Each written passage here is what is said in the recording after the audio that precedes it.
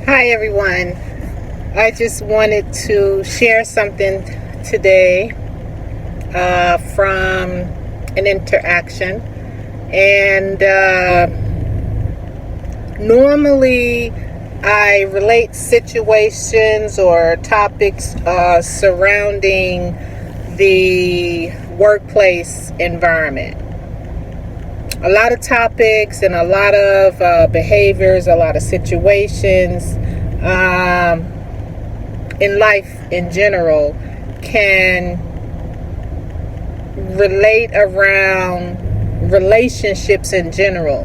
They all coincide with one another, right? So, some of the main things I stay away from, and there's reason behind that, is intimate relationships, politics, religion, the stuff like that. I'd rather stick to the workplace relationship is where I've been quite a while. So I just want to share this, and there's a reason why. It may take me a minute to get to the point, but there is a reason why I'm sharing this, thinking about this young person. So in my head, I'm wondering, how sometimes you can be minding your business, and then something happens and you like, stay focused, don't look, mind your business, stay in your lane, mind your business.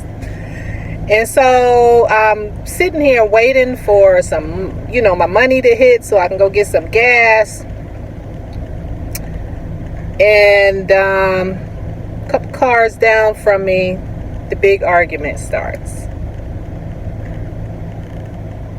Young man, young woman, baby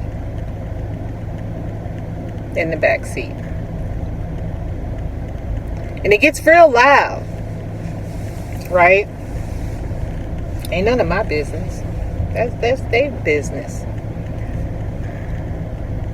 Then the commotion gets even louder and louder and louder, right? The cursing, the yelling, the fussing, the, relationship type stuff.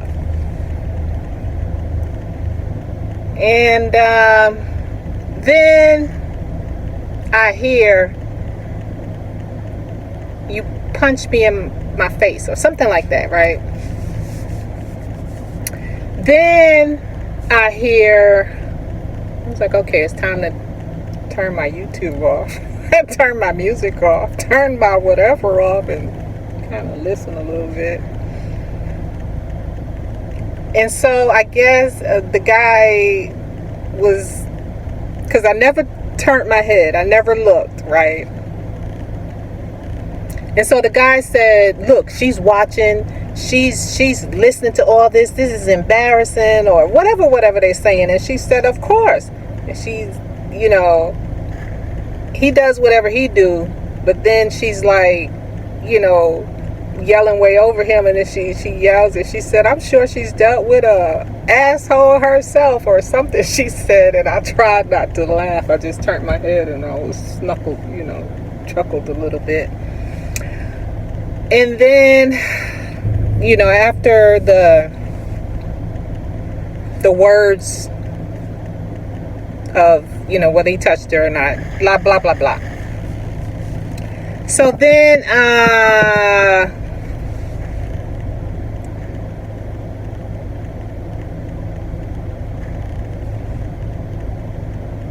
I was praying to God he didn't drive off when she got out of the car and get ready to get her baby, to drive off while she's digging in the back with the car seat or whatever. Like, please God, don't let him drive off and have her hanging at the back of the car with the, trying to get the baby out. So she got the car seat out, she got the baby out, and she was standing there, and she called the police. And we make eye contact, and I tried to turn away. couple times, and I said, what you need? She said, I need a ride home.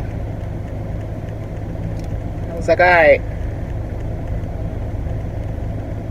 Police came. Police was like, we can't take the car seat in our car. They had one police follow me while I drive, to our house, got the address, and the other police were there at the house. So I'm sharing this story to say how we look at things sometimes. This is the main part of the story, right? So with the personality or the behavior, and the young man said, and then he caught my eye. He said, look, and I turned away, look at her yelling and fussing. So if somebody, this is about, how people say we must control our emotions. And if we don't know how to control our emotions, it's very hard to control our emotions, especially when children are involved, especially during intimate relationships, because you're sharing body fluids, you're sharing the body or whatever. So it's really, really hard to control emotions. And so when somebody triggers you, you're going to go hard depending on your personality, and you can be looked at as the bad person, and you're just responding, right? And so he pulls out his phone and he starts taping her. Now this is after he did whatever he had to do. I don't know, but after he did whatever he had to do, then he got a reaction out of her. I'm fed up, I'm tired, I'm yelling, I'm fussing, I'm cussing, I'm whatever. And so that's the part he wanted to, put on the internet on his, he started taping on his phone. So, like I said, I'm bringing this out to bring up about emotions, and controlling our emotions is so important. People can say, control your emotions, get your emotions in check. And just leave the person. You argue all the time. You fuss all the time. In the car she said, he tried to kill me. Thank God this is an officer that responded to the house before. And so now he know, blah, blah, blah, blah. And people would just say, leave. And you feel as though, just like the young lady was saying, you have no one to talk to. You feel alone. Picked up on a couple of the things they said about, family, blah, blah, blah, blah. And so we can be so hard on people and expect people, when we say it one time, get control of yourself. Get control of your emotions. Don't respond. Go deep, and you need to listen to me, and listen to me right now so you can get your life together.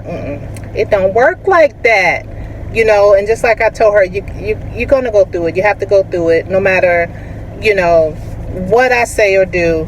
And I'm not, can't give you any advice, and I never say, just like I told the police, I never tell anybody to leave, but what I did tell the police, because they're steady trying to get me to say, did he hit her? I was like, I'm not going there. The one thing I expect from you is to give her the 800 number for the National Domestic Violence Hotline and set her up.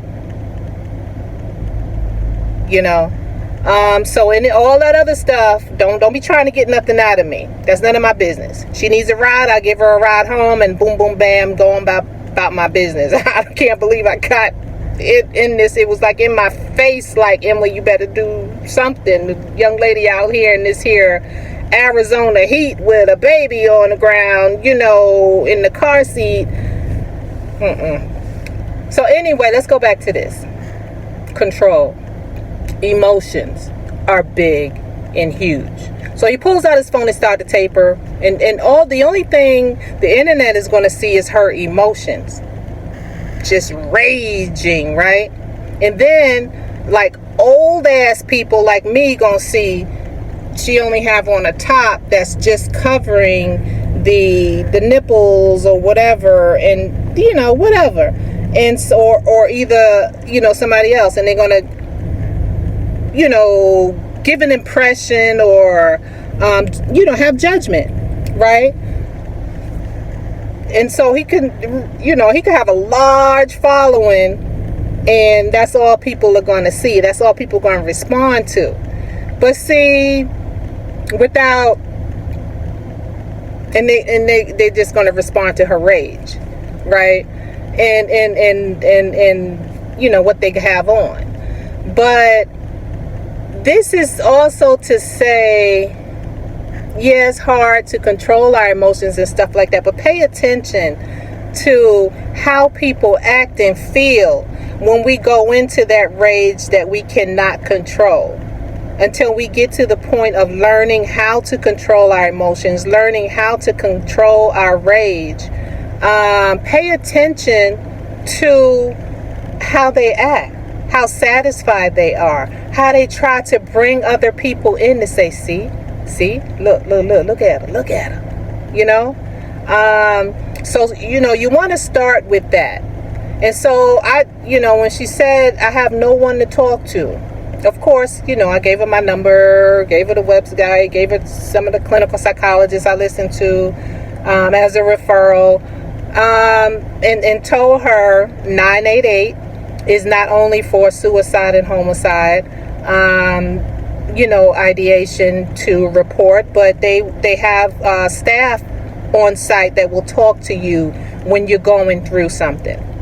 And then also I reiterated to her about that 24-hour national domestic violence hotline when you are ready, because we can't say go there now, stop, drop, and roll, because you got to go through it.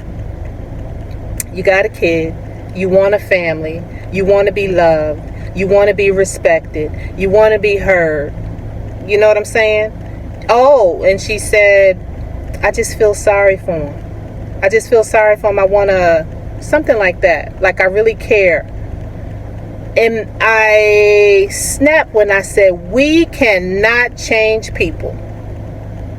That's one of the things we cannot do, is change people. I said, you won't understand that right now. But I want, her to listen, find people that fit her personality, and it's got to keep going in your head, you know what I'm saying? Eventually you'll get it when you want to get it, not when somebody try to make you get it and beat you upside the head to get it. Okay.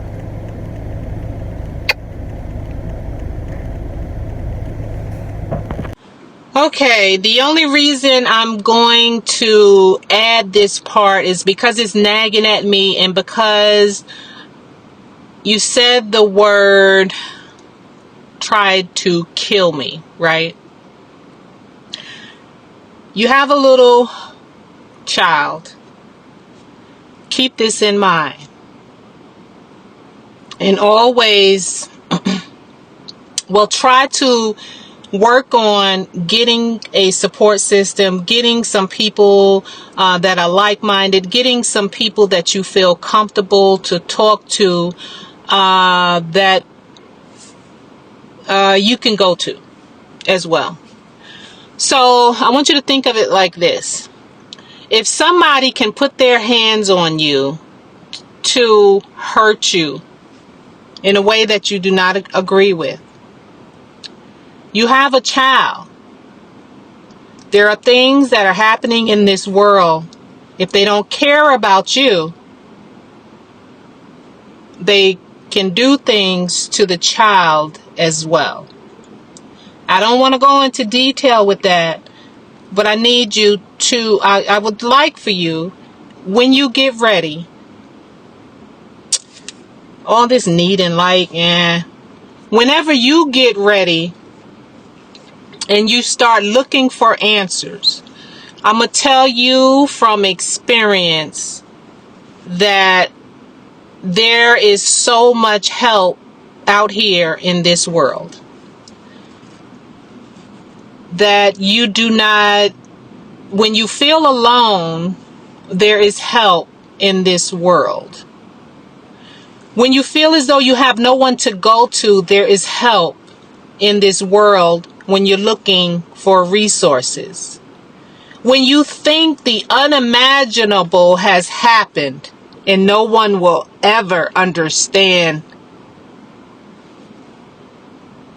there is help and resources in this world for you, as it has been for others out here that uses the words, "You are not alone."